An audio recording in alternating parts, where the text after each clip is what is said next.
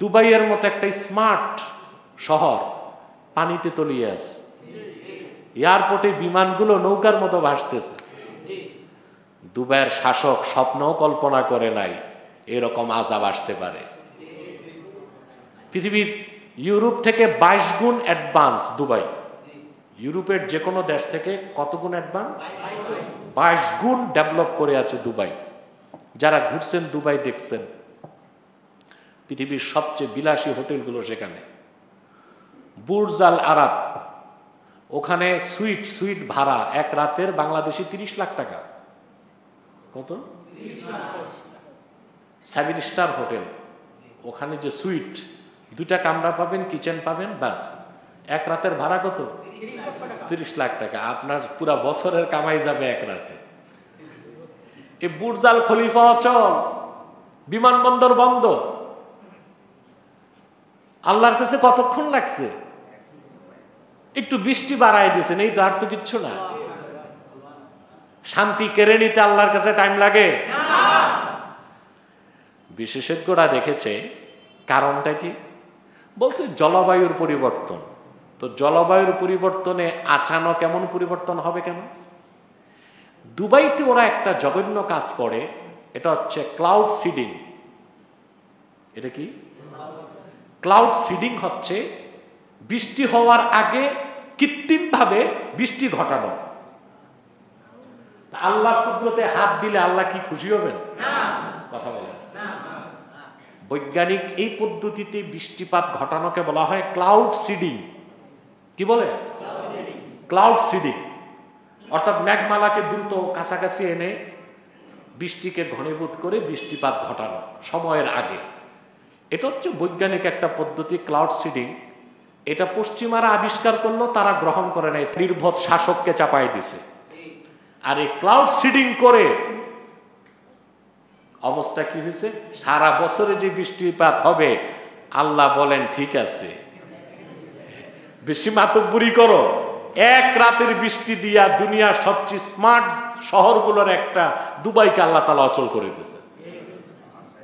কতক্ষণ লাগে আল্লাহর কাছে?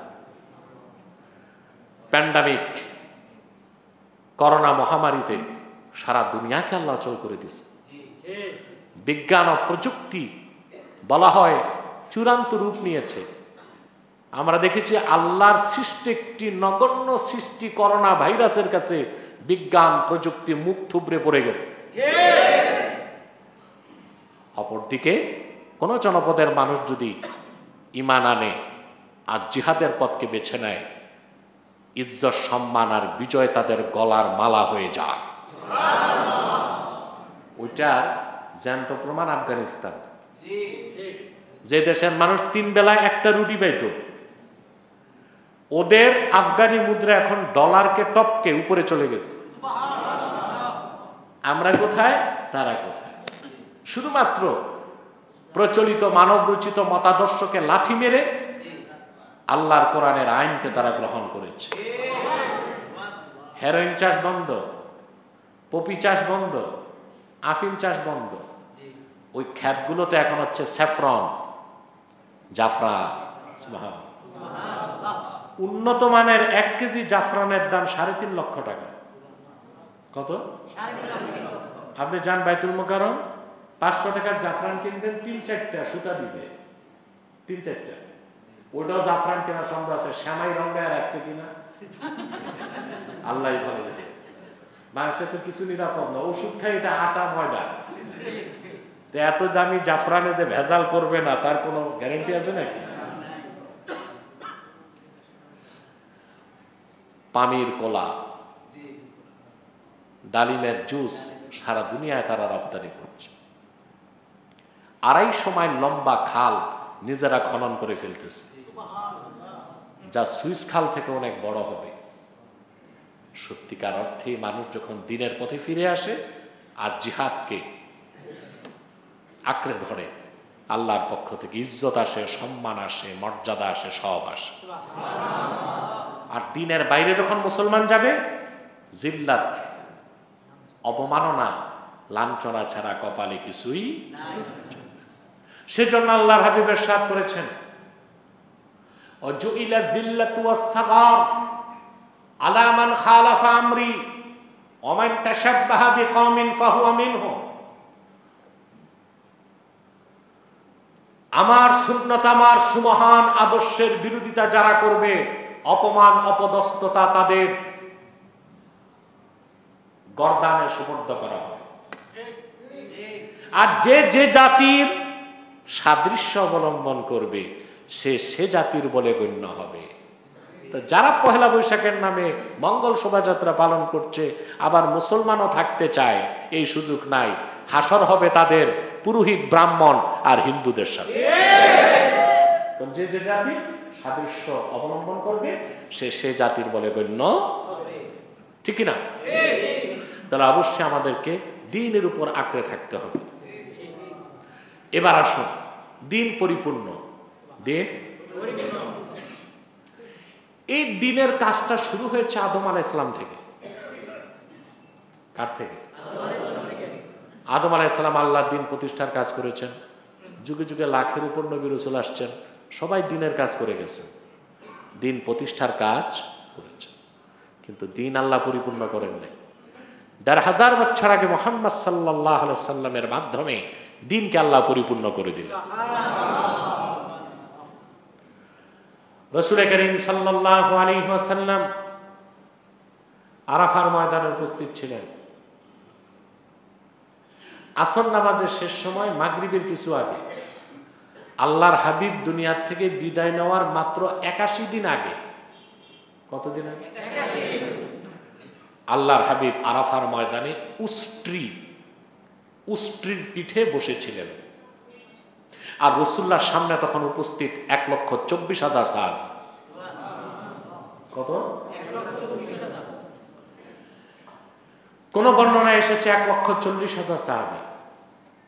দুই বর্ণনায় কোনো বৈপরীত্য নাই।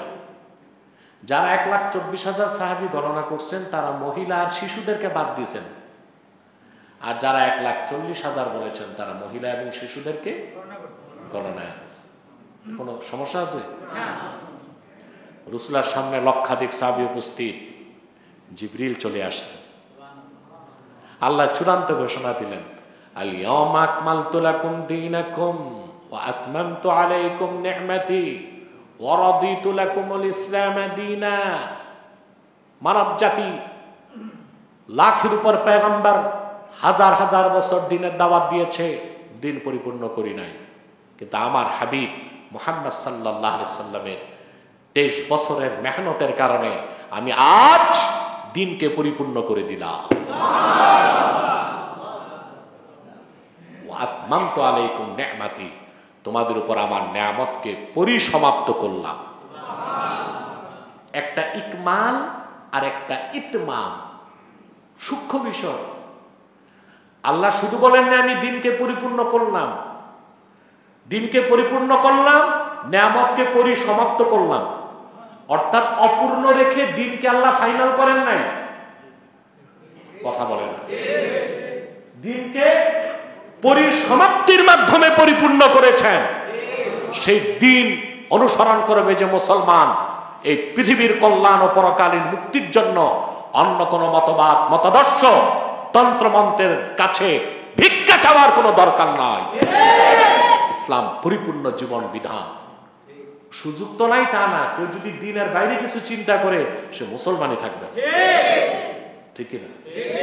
হোক তা রাজনীতির নামে, হোক তা সংস্কৃতি। আজকে ৫৭টি মুসলিম রাষ্ট্রের অধিকাংশ মুসলিম রাষ্ট্র গণতন্ত্রকে গ্রহণ করছে মুক্তির জন্য না? কথা বলেন, মুক্তি পাইছে? মালয়েশিয়াতে আনোয়ার ইব্রাহিম ক্ষমতায়, ইসলামপন্থী, কিন্তু মালয়েশিয়ার পার্লামেন্টে শরীয়তের পক্ষে একটা আইন করতে পারছে? কথা বলেন। দীর্ঘদিন রাজনীতি করে আন-নাহদা পার্টি তিউনিসিয়াতে ক্ষমতায় গেছে। ওখানে তিউনিসিয়া পার্লামেন্টের স্পিকার ছিল মিস্টার ঘানুচি, ইসলামপন্থী, কিন্তু তার পক্ষে, ইসলামের পক্ষে একটা আইন বাস্তবায়ন সম্ভব হয়েছে? কথা বলেন। মিশরে ইখওয়ানুল মুসলিমিন ৮০ বছরের বেশি রাজনীতি করে ক্ষমতায় যেও ক্ষমতা ধরে রাখতে পারছে? মুরসি 1 বছর ক্ষমতায় থাকার পর পশ্চিমা অপশক্তি আর ইসরায়েলের চক্রান্তের কারণে কারাগারে গেলেন, তারপর টার্গেট কিলিং, ইনজেকশন দিয়ে তাকে হত্যা করা হলো। ঠিক কিনা? প্রকৃত অর্থে দ্বীন ইসলামের বাইরে যে মুসলমানের সম্মান, মর্যাদা, মুক্তির কোনো ব্যবস্থা নেই। মুসলমানকে ফিরে আসতে হবে খেলাফতের দিকে, আর তার অস্তিত্ব সম্মানকে অক্ষুণ্ণ রাখতে জিহাদের পথকে তাকে বেছে নিতে হবে। এর বিকল্প কোনো চিন্তার সুযোগ নাই। দ্বীন ইসলাম পরিপূর্ণ, এর কোনো ভার্সন নাই। আছে? মানুষ যেটা বানায় ওটার ভার্সন আছে। কি আছে? টয়োটা কোম্পানি প্রতি বছর গাড়ি বানায়, মানুষ বানায়, নতুন নতুন ভার্সন চেঞ্জ হয়। দ্বীন ইসলাম কি মানুষ বানাইছে? এটা কার? তো ইসলামের তো ভাষণ নাই। এই যে টক শোতে বসে বুদ্ধিজীবীগুলো বলে রেডিক্যাল ইসলাম, পলিটিক্যাল ইসলাম, সুফিবাদী ইসলাম, বাহ! ইসলাম যেমন এমন একটা বিষয় যে আমরা মন মতো বানায় নিতে পারবো, এই প্রত্যেকটা কথাই কুফর। ইসলাম একটাই, ইসলাম পরিপূর্ণ, ইসলাম আল্লাহ কর্তৃক স্বীকৃত, আল্লাহ কর্তৃক গৃহীত। মুহাম্মদ সাল্লাল্লাহু আলাইহি ওয়াসাল্লামের মাধ্যমে ১৫০০ বছর আগে ইসলামকে আল্লাহ পরিপূর্ণ করে দিয়েছেন। এর কোনো ভার্সন নাই, এর কোনো প্যাটার্ন নাই, এর মধ্যে কোনো রদবদল হতে পারে না। বুদ্ধিজীবীগুলো বলে আমরা সুফিবাদী ইসলাম মানি। সুফিবাদী ইসলাম দিয়ে বুঝাইতে চায় শুধু জায়নামাজ আর তসবিহ। ঠিক না? জায়নামাজ আর তসবিহ, অর্থাৎ সুফিবাদী ইসলাম আপনারাও পালন করেন, সমস্যা নাই। অর্থাৎ মসজিদে খানকায় থাকবেন, নামাজ পড়বেন, পারলে ৭০-৭২ রাকাত নামাজ পড়বেন, তসবিহ পড়বেন। ঠিক না? বাইরে বাইরে দেখেন না, বাইরে যা আছে দুনিয়াদারি, রং তামাশা, চুরি চামারি, সুদ ঘুষ, দুর্নীতি, এগুলো আমরা দেখব। আমরা খারাপ মানুষ, এগুলো আমাদের কাজ। কথা বলেন? এর জন্য ওরা বলে সুফিবাদী ইসলাম, কিন্তু এখানেও তারা প্রতারণার আশ্রয় নিয়েছে।